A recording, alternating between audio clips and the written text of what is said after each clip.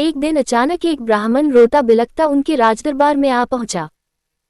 श्री राम ने ब्राह्मण से जब उसके रोने का कारण पूछा तो उसने बताया कि उसके 13 वर्ष के पुत्र की असमय मृत्यु हो गई। ये राम के राज्य में अनोखी और असंभव सी घटना थी, क्योंकि राम राज्य में तो इस तरह का कष्ट किसी को नहीं हो सकता था। दुखी ब्राह्मण ने श्री राम पर आरोप लगाया कि उनके राज्य में धर्म की हानि हुई है और उसी के चलते उसके पुत्र की असमय मृत्यु हो गई। ब्राह्मण कहता है कि राज्य में धर्म की उपेक्षा और अधर्म का प्रसार होने का फल प्रजा को भुगतना पड़ रहा है और उस पाप का 6ठा भाग राजा के हिस्से में आता है। इसलिए राज्य में होने वाले पाप के लिए राजा राम उत्तरदायी हैं। मर्यादा पुरुषोत्तम श्री राम से यह आरोप सहन नहीं होता। वह देवर्षि नारद समेत कुछ दूसरे सिद्ध ऋषियों को बुलाकर इस समस्या विचार करते हैं और ब्राह्मण के पुत्र की असमय मृत्यु का कारण पूछते हैं। देवर्षि नारद श्रीराम को हर युग की वर्ण व्यवस्था और धर्म से उसका संबंध समझाते हुए बताते हैं कि सतयुग में केवल ब्राह्मण वर्ग तप करने का अधिकारी था।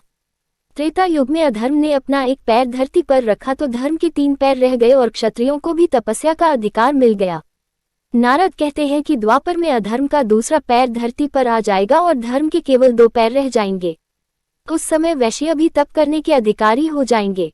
अंत में कलियुग में अधर्म अपने 4 पैर धरती पर रख देगा और तब शूद्रों को भी तपस्या का अधिकार मिल जाएगा। नारद के अनुसार राम राज्य में बालक की मृत्यु से यह पता चलता है कि राज्य में कोई ऐसा व्यक्ति तपस्या कर रहा है जो नियमानुसार तपस्या करने का अधिकारी नहीं है।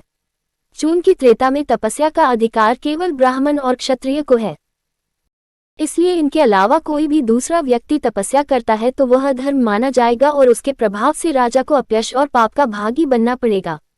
इसलिए ऐसा अधर्म रोकने का नैतिक दायित्व राजा राम का है। नारद सुझाव देते हैं कि राम अपने राज्य का दौरा कर तुरंत उस व्यक्ति को खोजें। राम उस अज्ञात दुष्कर्मी को दंड देने के इरादे से अस्त्र शस्त्र लेकर निकल पड़ते हैं। आखिर में वह दक्षिण में शैवल पर्वत के पास पहुंचते हैं। वहां एक सरोवर के पास सिर नीचे लटकाए एक तापस मिल जाता है। राम उसका परिचय, जाति और तपस्या करने का कारण पूछते हैं।